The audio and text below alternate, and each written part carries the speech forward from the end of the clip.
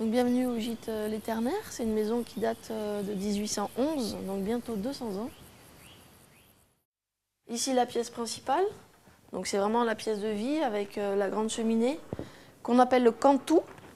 Une cheminée dans laquelle on peut s'asseoir de chaque côté et discuter, passer des soirées, parfois très longues, en tout cas toujours au chaud.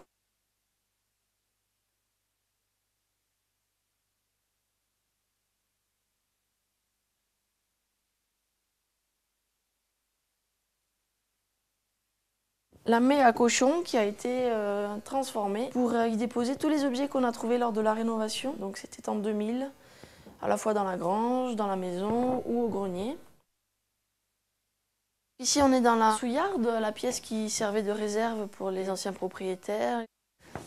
Ici la source de la maison, un fait un petit peu rare dans les maisons bigourdanes, impeccable pour mettre l'apéritif au frais. Au fond, on a récupéré la brouette que j'ai restaurée, qui est devenue la brouette pédagogique avec des livres, nature, des jeux nature, des jumelles.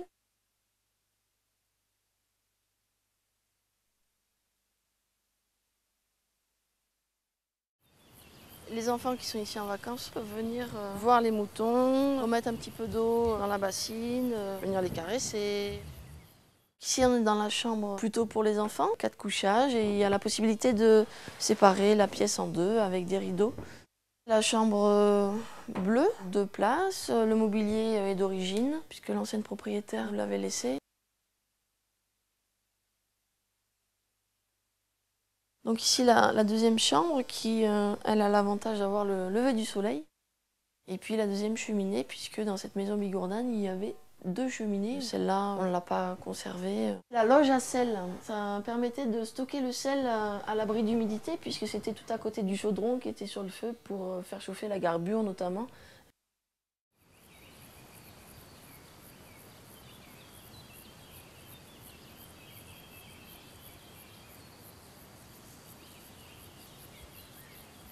Donc c'est ici le poulailler, c'est un bâtiment traditionnel multi-usage puisque au rez-de-chaussée il y avait les cochons, au premier étage les poules et puis au dernier étage les pigeons.